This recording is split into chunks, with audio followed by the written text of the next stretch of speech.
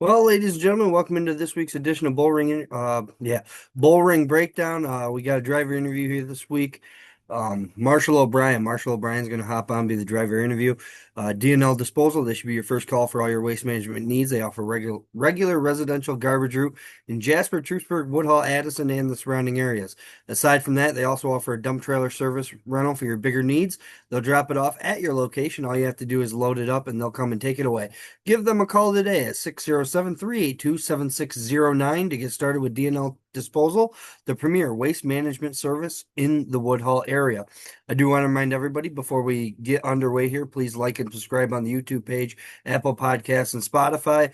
Give it a download if you just listen to the audio version, and of course, rate 5 stars. So I guess without further ado, now we can bring in Marshall here for a conversation. Marshall, how are we doing today? Good, how are you? Good, good. I just got done with dinner. I try to shoot these things for about 6 o'clock because the little ones got to eat dinner, so I'm forced to make it a Right. little early. Then I know Terry Pierce, he makes it late. I don't know when you usually eat, but Oh, not until a little later. well, that's about what I've come to realize from you race car drivers is you all eat well, what, about 8, 9 o'clock, 10 o'clock sometimes whenever you're done working on the car. It seems like. Yeah. Well, on race days, I usually don't even eat dinner, so No, do you no. do you eat anything before the races? I try not to. It upsets my stomach when I'm out there sometimes, so Do you get nervous or are you just afraid you might eat the wrong thing? afraid I might eat the wrong thing. Yeah, I You don't know. want to risk it, especially when you're strapped in a car. Yeah. Luckily, you guys are usually it's not too long that you're in the car. So, but Yeah, sometimes if you got to go, you got to go. right. I want to ask you this past weekend, was that your first time running topless, or have you done that before? No, that's my first time. Did First did you time like ever. it? Yeah, it was fun. I really enjoyed it actually. Totally different feel. I mean, you wouldn't think it was that much big of a deal, consider I don't know, it's just you wouldn't realize it's different from a spectator's standpoint, but driving it, it's totally different. You Right. can see more, hear more. Just it was fun. I enjoyed it. Yeah. I had a little fun with it too. I was gonna ask you, how did you, was that you or Ricky's idea? I imagine you guys talked to each other That about was it. that was my idea. That was your idea? Yeah, So we came up with that back in March. I mean, this was the idea right along. so right about when the schedule came out. Yeah. Um, so how'd you go about doing that? Did you guys just I guess what were they? How'd you do it? Oh, they're just off Amazon. And then mine came in the mail and then Ricky saw the Mohawk and he's like, "Yo, dude, what is that?" And then that led into him getting one. So, Yeah. Yeah, but it was a cool deal. it was. It was. It's really neat from I know you probably can't see this from your point of view, but it's really neat as a spectator to be able to see down in there. Usually the way your guys' cars are, there's not a lot of room to see in there. Right, And yeah. this week you could see right down in there. It's pretty Mhm. neat. Um, so you never thought about running over to like I know Genesee run. They might be about the only one that's ran topless is Genesee. You never thought about running over there for No, that? I mean, we've thought about, getting to some more tracks, but I'm trying to get a little more experience under my belt and get used to the car a little more. So, and build knowledge, that's the thing, have the knowledge and time. Time's also a big part, just knowing what you need to do and having the time to do it. Right. Um, so I guess how has your jump up to the crate late models been? Oh, it's been amazing. I mean, I've ever since I was just there watching with my dad, I've always loved the late models and uh I don't know. I've just other than the sprint cars, the late models were like what I went to watch. And I mean, ever since I've got in one, it's just been amazing. So you don't do you ever see yourself driving anything else? I mean, I've thought about it like, a couple of years from now, like where will I be? And if I was to race something else, what would it be? But no, I mean, there's really no push to race anything else. I'm gonna be in a late model for as long as I can be. So how was that jump up from the four cylinder?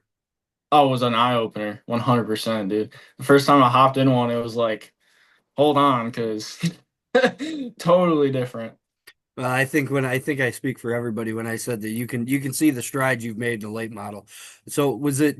Was it just the learning curve going from just the four? Well, I guess what was that like? Um, Hopping out of the four cylinder into the late model.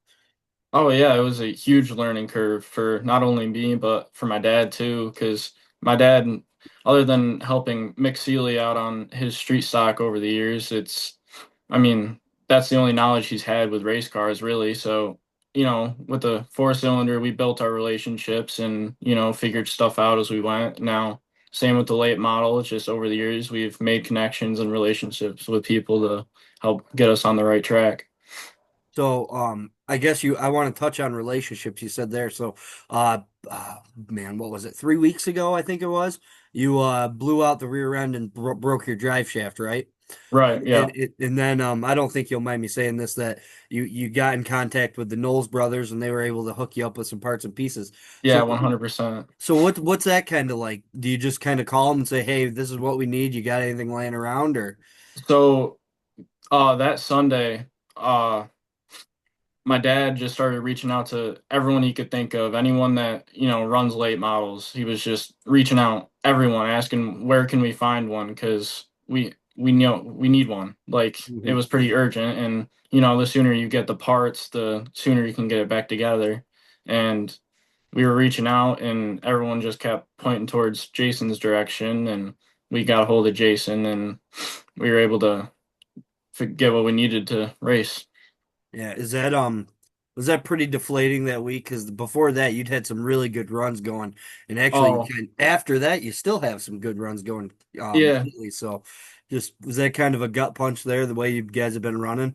Oh, 100%, dude. I had such a fast car that week. I mean, from the first lap that I made that week, my eyes were huge. Like, I was a rocket. And, you know, I made it like 4 laps and I broke. I mean, it was Was it horrible. was that when you were racing side by side? I think it was Brett, right, for the lead, Yeah. or was it Steve? I can't remember. No, it was Brett. Brett. Yeah. I was pulling up on the inside of Brett as I broke. So, Yeah. So, and you've never have you won a race before other than your four cylinder? no, I've not won in the late models. Right. Yeah. So that I'm sure you were punching the steering wheel a little extra Yeah. hard there. Just a second place finish with 19 and three-quarter laps. Yeah. Good Well, hey, laps. that's okay. It happens, right? Yep. Um. So I guess I don't know how I want to phrase this. Do you hear like people that complain about the younger guys? And I guess what I want to know is, do you just kind of put that out of your head and say, "Hey, I need to focus on because you're really young, super young. You've only been doing this for 2 years. You just kind of put that out of your head and say, well, I just need to focus on what I need to do." I mean, not 100% because, as a new guy, you're not going to walk in there knowing everything. You're not Sure. going to be perfect. So, I mean, yeah, sometimes you just kind of have to let it slide, but a lot of the times it's constructive criticism. Like, okay, yeah, that was me, right? You got to take accountability. So you just kind of roll with the punches a little bit. Just take what you can out of it to improve yourself, but not take too much to where it hurts you negatively. So Right. How rewarding has it been for you and your dad to, based on where you guys started to where you are now? Because now it's not the learning the car and keeping it under you all the time. It's actually going out and focusing on being faster and making passes. yeah, it's been amazing. I mean, I don't think we could have asked for a better season. This season's been amazing. I mean, third place points finish. I mean, it was awesome, but it definitely took a lot of work to get there. It was not easy. So Right. Was that kind of a goal you guys set for yourself coming in was points or did you? yeah, I mean, points are always a goal no matter who you are. I mean, you're always hoping to be a high points finisher. But yeah, that was definitely a goal of mine. I was hoping to get a feature win this year, but I Mhm. mean we were close at times, but I mean it just didn't work out. Well, you still can, right? Yeah, Or are yeah. you done for the year? No, no, no, no. We have this next weekend, right? This next Yes. weekend. Yeah. Yeah. Yeah. So yeah, I mean still possible, but we're holding out hope. We'll see what Well, happens. what do you think? Was it the setup wise in that car before you blew out the rear end and the drive shaft, or what do you think made it so fast? Because it just seemed like that week you said it was a rocket ship. I think I think that week I just had the right setup in mind, threw it in the car, and I had track conditions too. I mean, the track was amazing that night. I mean, they couldn't have worked a better track, and it was.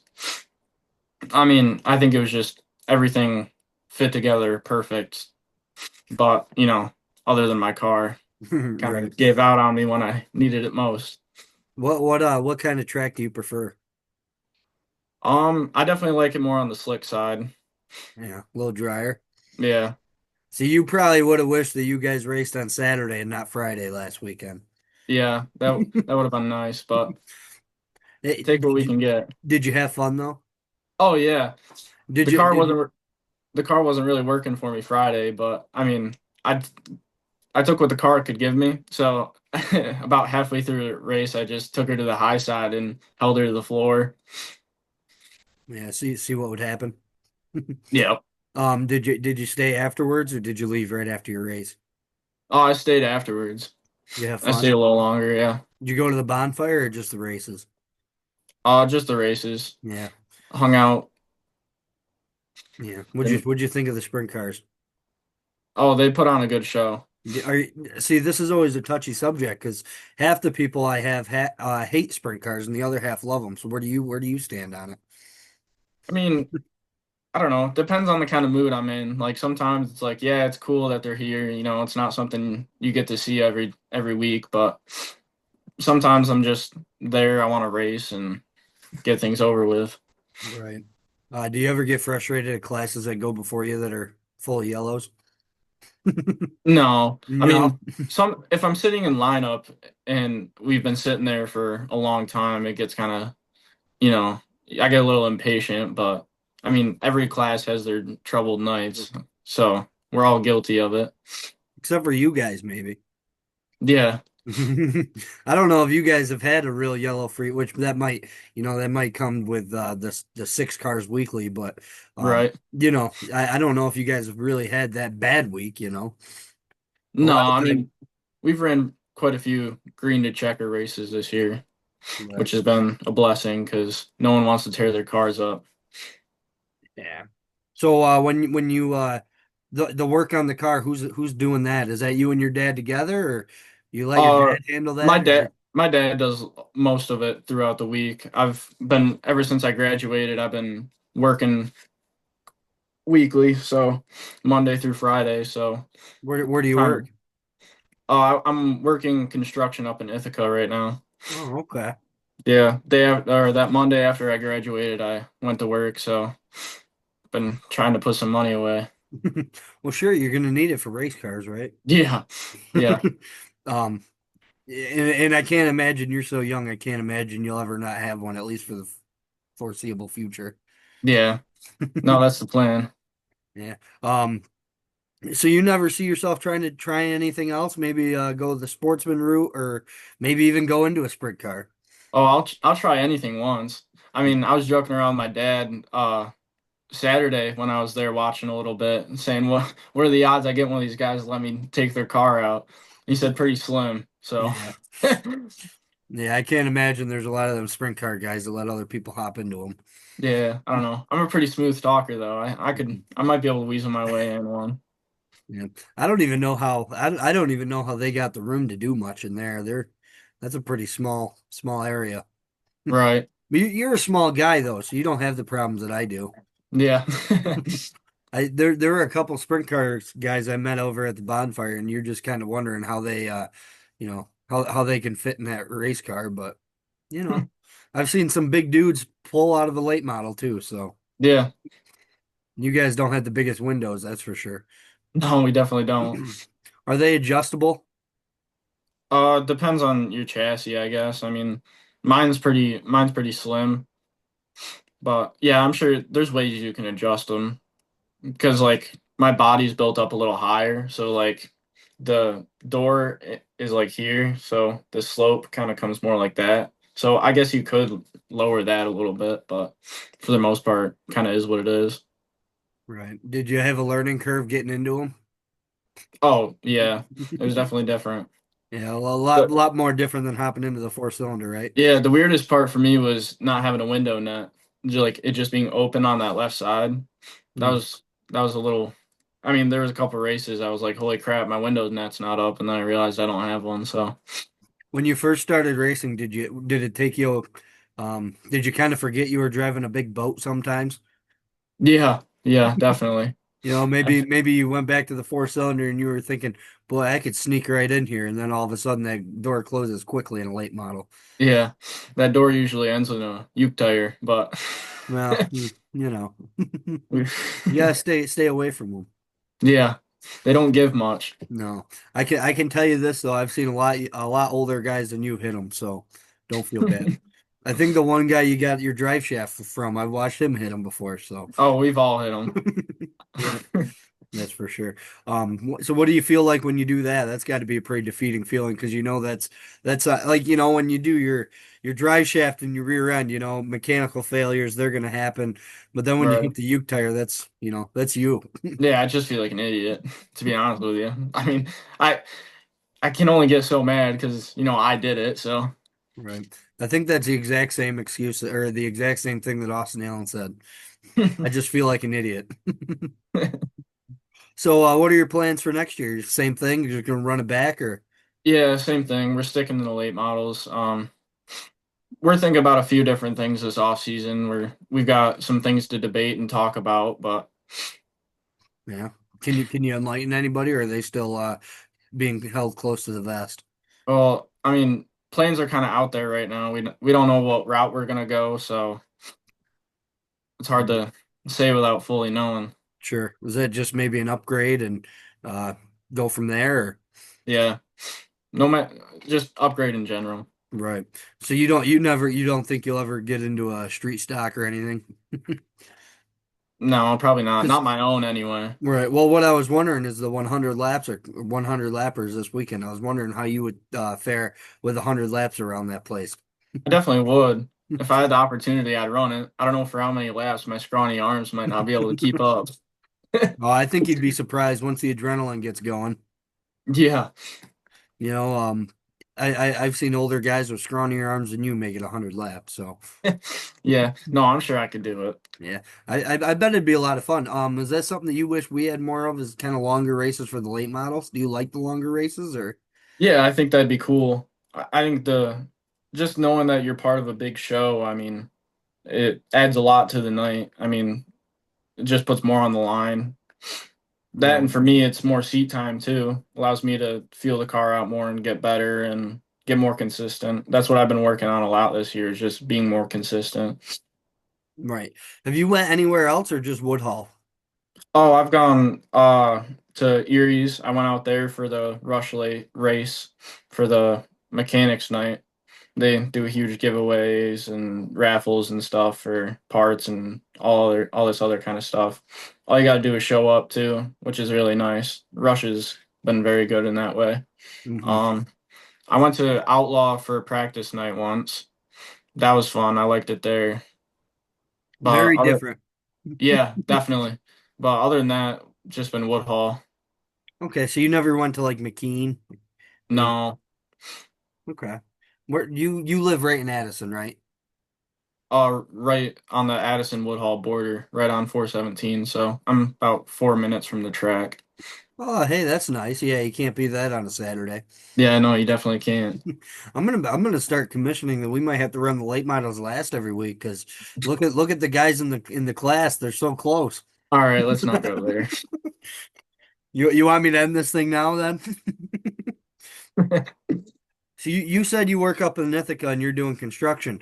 Right. But you also said that you got scrawny arms. So wouldn't you think that your arms would be getting a little bit bigger doing construction? Oh, yeah. Well, I mean, yeah, you'd think, but Are you the grunt? Do you have to move everything and pick everything up and move all the crap from here to there? I mean, you have to do that no matter who Right, you are. I mean, it's just part of the work. right. Um, so what are you guys working on now?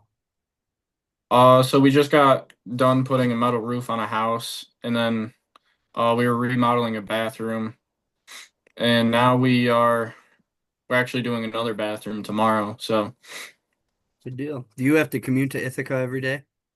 yeah, I carpool. Okay. I was gonna say how's that ride every morning? Long. Yeah. What time do you got to get up?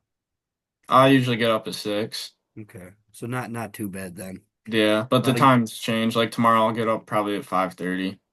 right. Be there a little sooner. Right. So your do you give any input maybe on the setup to your dad, or does he Oh, just I do the setup. Oh, okay. Okay. So what goes into that? What's your thought process there then? Um, the first thing I do is assess the track. You know, you got to know what kind of track you're going to be running on, whether it's rough, slick, and then from there you just got to make the adjustments to it. But the biggest thing for me this year was learning like what to adjust and what's too little and what's too much, and you know how much this does and how much that does. That's been a huge learning curve too. It's just figuring it out and trying to remember all this stuff so you can get it to mix well so it runs good. Right. Do you ever bounce them off the some of the older guys? Oh, for sure. I I know bounce you it park off. right next to Steve or pretty close to him. So Yeah, I've bounced a few things off him. I talked to Brett quite a bit too. Uh, Kenny Peoples has helped me quite a bit with that kind of setup stuff, mainly assessing the track and what helps. right.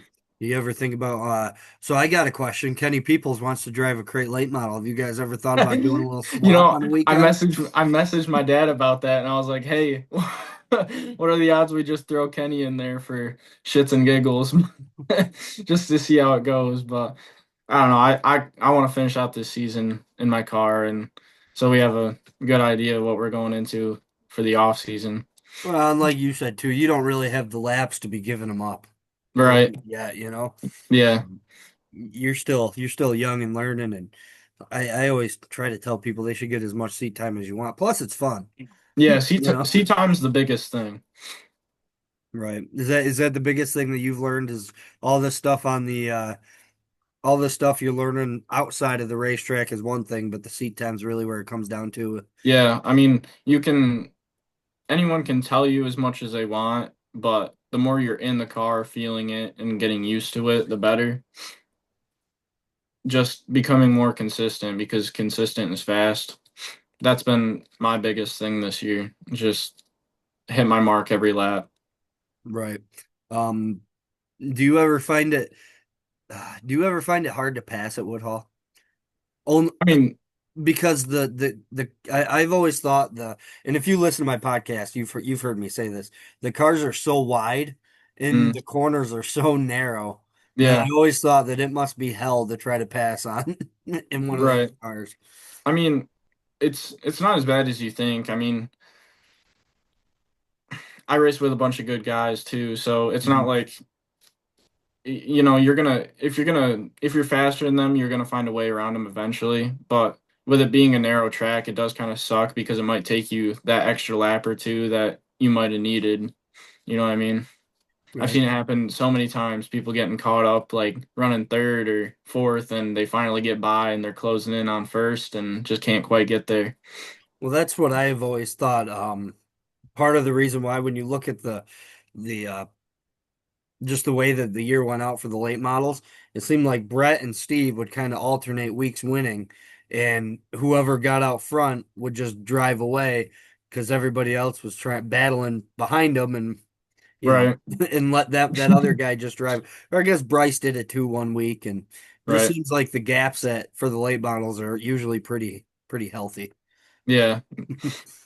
You just chalk that up to hard racing behind him, and he gets to check out. Yeah, for sure. Yeah, too bad it can't be you, right? Yeah, It's someday. it's It's coming. coming. It's Yep. coming. I told Terry Pierce like a couple weeks ago. I said, that car was really fast, and it was fast again this weekend. And I don't know if I really looked at your lap times or not. Do you look at your lap times and follow down with them? Occasionally, sometimes I'll look at my lap times, but I don't, Right. I mean, ultimately my performance on the track is what matters to me. I mean, a number is not going to tell me much if I'm 2/10 of a second, slower or faster. Right. I'm Right. just going to go out there and do my best. Yeah. So you don't even worry about it then, right? Not really. Okay. Well, I think you might be one of the only drivers that I've ever heard that from because usually they're all complaining about how my race pass isn't working the way that they were hoping and that they can't see their times. You wouldn't believe the amount of complaints we get on that, but No, I mean I peek at them just to out of curiosity, but I don't get sucked into it. sure, sure. Yeah, I don't blame you there. I think it'd be hard not to with the technology that everybody's got. I think it's probably tough not to, not to just be interested. Yeah. Yeah, no, I definitely look at them, but I don't get sucked into it. I will say you were only half a second slower than Steve LeBaron this past weekend, which, hey, there's, I guess there's that's some. not bad.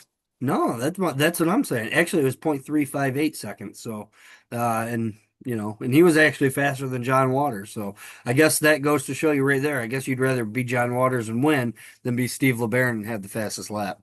Yeah. I guess what you're saying is probably right on the money. Yeah. Um, do you ever miss your four cylinder? Oh yeah. You There's do? several times that I've thought about it. That four cylinder is so good. Did I you guys mean, go what? ahead. No, you can go. Did you guys ever have any thought about keeping it?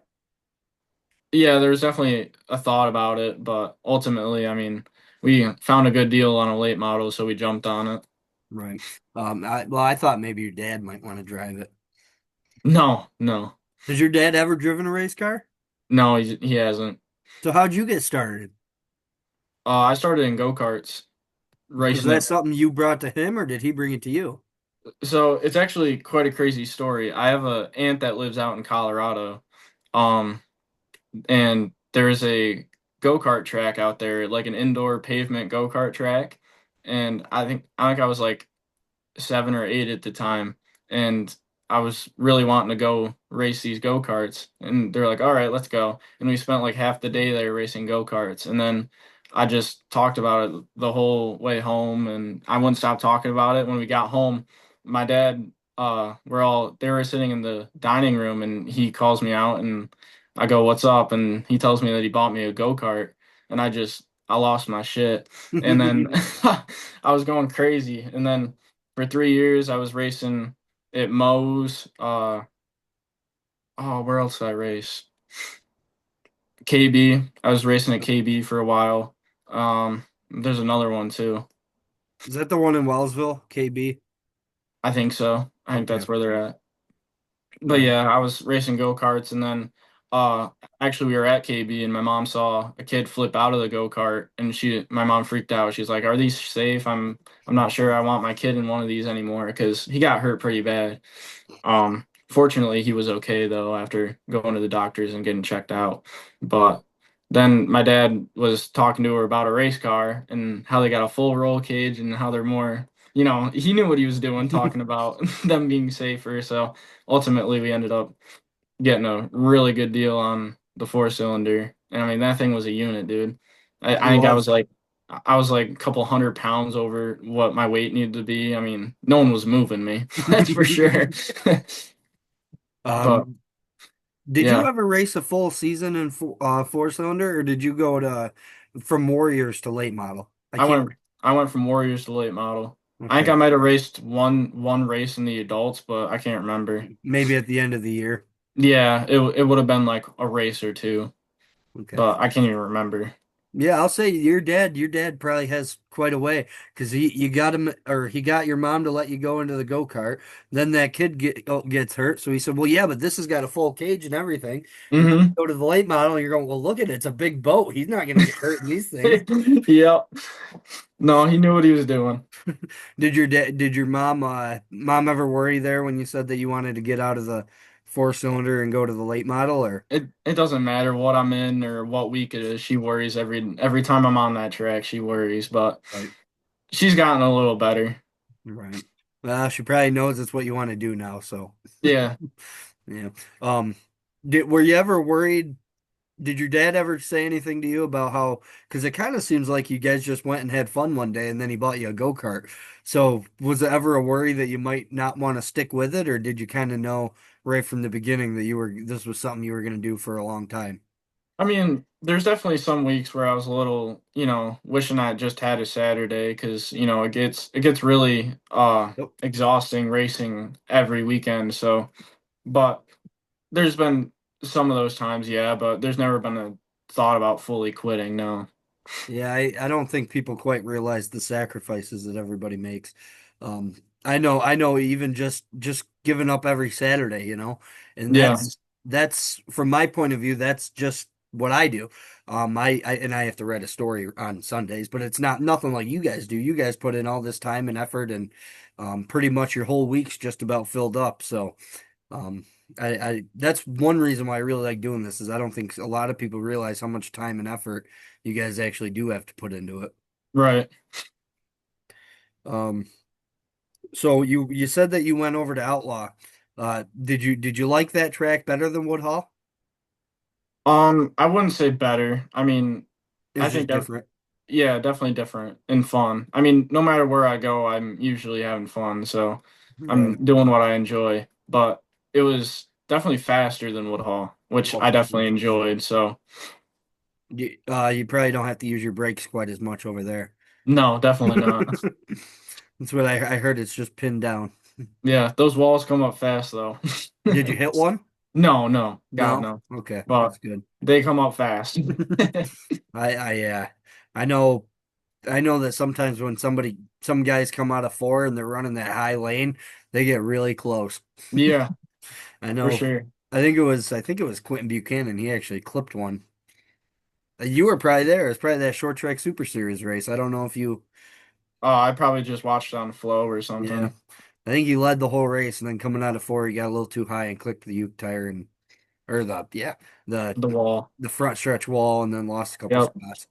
You know that's never fun because I always root for the local guys in those races. Right. So I take it Yeah, you I root for the local guys too. do you watch a lot of like super late stuff on Flow? Yeah, usually when we're up in the shop, we'll try to put a race on, or when we're just hanging out on a Friday night or something, we'll look and see if there's something on. But Right. Did you do you ever think you could talk your dad into getting one? a super late? Yeah. Yeah, definitely not, unless I'm No, paying. if you're paying. Well, Yeah, that's why you're working construction right now. yeah, Yeah, that's quite a commitment too for especially just the travel alone. right, yeah. I You've mean, got I the don't. expense into the car, which is insane itself, and then you got the travel Mhm. included in that. So Right. I think there's probably Outlaw runs one show, Freedom might run a couple shows, and other than that, you're traveling down to Pennsylvania and yeah, a lot down out in to Ohio. So, yeah, Ohio, Pittsburgh, those mhm. places. What about that track? You ever think about going to Pittsburgh? Oh yeah, I've joked around about it a few times. I mean, I wish it would be a little more serious, but I think a couple more years and something like that could probably materialize. But Right. What about hopping on the road and following the Rush series? just I don't know, it's hard with everyone working full time, and Is it? it's hard to commit to traveling like that when you know time, money. That's all anything comes down to is time and money. Right. Does your dad still work full time? Yep. Have you ever thought about talking him into retiring so he can focus on your racing career? Oh, he's trying to talk himself into retiring. Oh, so you don't even got to do the dirty work. No, no. No. Um, well, I don't know. I just usually that's what everybody wants to do, I guess. But then once you get a little older and you realize exactly what it costs and Yeah. how much you're on the road, and a lot of them too are during the week, and you know Yeah. during the That's week's the tough for a lot of Yeah, people. like on a Tuesday, that's Mhm. difficult because then, you got to be getting ready on Monday, racing Tuesday, and then coming back on Wednesday. Right. Or even some of them are Friday you have Saturday off and then Sunday. So then Yeah, your Saturday spent fixing the car from Friday to Sunday. yeah, Your Friday and your Sunday is at the racetrack. And it's I give him all the credit in the world because that is quite a commitment. I know yeah, Austin does it and I don't know how he's got the time to do it. yeah. Uh have you what's the story behind the pink? So we bought the late model from Wayne Robertson, and when we bought it from him, he had a white, gray, and pink car, and it sat all summer long after we bought it. Because I was still racing my four cylinder at the time, so it was just sitting in the backyard. And every time I look outside, I'd see it, and that pink just kept growing on me more and more. And then I threw a little pink in my first year, and then the second year we went, with a pink scheme, and then this year I just went all out. I was like, I'm gonna own it. So we went with the whole pink idea, and it's just stuck ever since. Okay, I tell you one thing, my daughter loves the pink race car. I said the Yeah. same thing to Dayton Brewer. I said at least anything, if everybody at that racetrack hates you, at least little girls will love the car. Mm. So, and as now a father of a young daughter, there's not a lot of people that little girls can look up to, especially at a place like Woodhall. There's Yeah, not that's much. another reason I've kept it. I've gotten a lot of support from the kids and they love it. So it's kind of hard to take that away from them now. So And hey, you got the best of show at the mall show, so yeah. that's that counts for something, right? Yeah. Do you like the mall show? Do you like Yeah, going yeah. out I and love the making mall that? show. Yeah. Yeah, it's a good time for everyone to get together and, talk and, you know, exposure for us in the racetrack, especially. I mean, with down there towards the mall area, not everyone, you know, is familiar with the things that happen more out here in the country, but you know, I always said if you take the cars there and you get one new fan, it was probably worth it. yep, Because and especially for us, like I mean, for me, I don't have to do anything. I don't have to worry about getting yeah, ready or anything. But I always figured that drivers would be excited about it because that means racing's right around the corner. yeah, definitely. Or if some of them haven't already started. Well, Marshall, I think no, no. How'd you get your number? I do want to touch on that too. How'd you come up with the 32 M? So the M just came from me coming from, four cylinders to late models. Austin Allen was already, he was racing at Woodhall at the time, so out of respect, I threw a little number letter on there. So Okay, so if it wasn't for him, you'd just be 32. yeah, probably, All but right. Well, damn you, it's Austin Allen. it's kind of iconic now, but so I think I'd probably keep it now. But 32 is just because you know, Mick Seeley, my dad's always helped him out. So because he's 31, me coming up 32. I mean, even back in go-karts, I was 32. So because I remember Really? talking to my dad about just, what should we do for a number? And I threw some random numbers out there, like 2 and 12. I think those were two numbers I threw out there. He was like, "Well, those are pretty common numbers. What do you think about 32?" I was like, "Sure." Now everyone has 32. Almost every other car I see has the number 32. So I was gonna say, how funny is that? Your dad said not 2 or 12 because they're really common. I don't know if I can think of one late model off the top of my head that's number 12. yeah, I know. But 32, I immediately think of Austin Allen or Bobby Pierce or there's a whole bunch of them I can think of. Uh, Right. yeah, I don't know. God, there's got to be a number 12 out there, isn't there?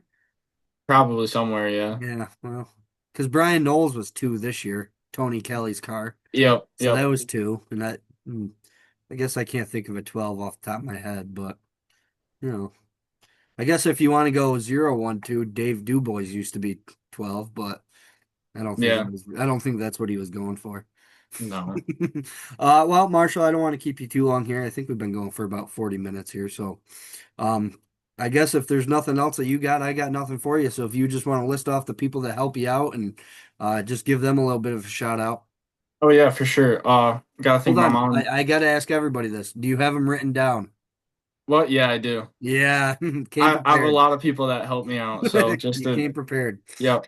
So I gotta thank my mom and my dad first for supporting me and helping me through this. Lowry Family Farms, Aaron's Heating and Air Conditioning, JT Logging, JT Trucking, Shamong Concrete, McCourt's Collision, the Feed Mill, the Hilliard Corporation, Lubick Sales and Marketing, Southern Tier Customs, Wilcox Performance Automatics, Hometown Excavation, Tom's Deer Processing, Glenn's Feed and Farm Supply, and HP Smith and Sons Insurance.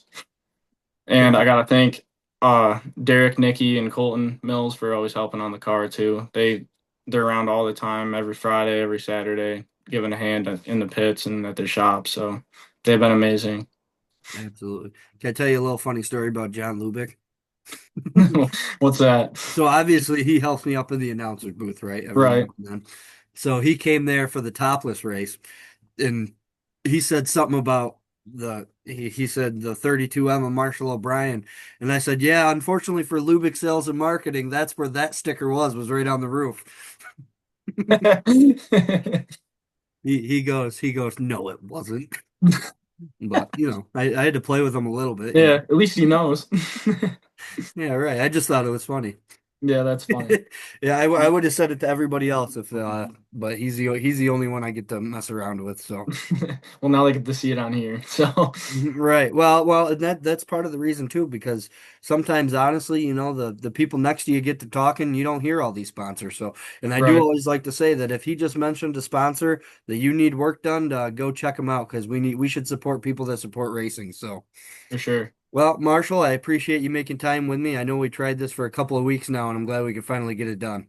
Yeah, thank you, Joe. You're welcome. Well, now that we got Marshall kicked on out of here, just me, myself, and I do want to remind everybody that the driver interviews, they are sponsored by DNL Disposal. DNL Disposal, they should be your first call for your waste management needs. They offer a regular residential garbage route in Jasper, Troopsburg, Woodhall, Addison, and the surrounding areas. Aside from that, they also offer dump trailer service rentals for your bigger needs. They'll drop it off at your location. All you have to do is load it up and they'll come and take it away. Give them a call at 607-382-7609 to get started with DNL Disposal, the premier residential waste management service in the Woodhall area. I do want to thank everybody for listening in. Just a couple of things before I get on out of here. This weekend is the Woodhall 100. Street stocks, that's big money. 2,000 to win. I think off the top of my head, it's what, 1,500 for second, 1,250 for third, 1,000 for fourth, and 900 for fifth. 250 to start. I do know that much, so that's big money for the street stock guys. I hope we get a ton of them. That's brought to you by Joe Wilcox Performance Automatics. He just did just about everything for this race to raise all the money. I also want to give a shout out to John Stewart as well for raising up all the lap money and everything, and all of the gold sponsors that are posted on Woodhall throughout the week just for their part in the Woodhall 100. I do want to remind everybody too that uh, Crate Late models will be with them as well, along with the Quad C and the Hobby stock. So Full Fender Frenzy is this weekend. A couple of open shows, and then the mini stocks are open, hobby stocks open, street stocks open. All that fun stuff. Rushes, rush is rush. They got the same set of rules just about everywhere you want to go. So, yep, that's this weekend. That's brought to you by Joe Wilcox Performance Automatics. And then the 27th, we wrap up the season here with the IMCA Modifieds. They'll have their fifth and final points race of the year. Jacob Ingham, your current point leader, coming into that event. 600cc Modifieds will be back in the house. The Quad Cs again, and 2,500 to win for the Great Sportsman. So, that should be a great show. Once again, I do want to thank Marshall O'Brien for joining me. I want to remind all of you to please like and subscribe on the YouTube page, Apple Podcasts, and Spotify. Rate 5 stars, all that fun stuff. Follow us on Facebook at Woodhall Raceway and Woodhall Raceway 64. Thank you very much for listening.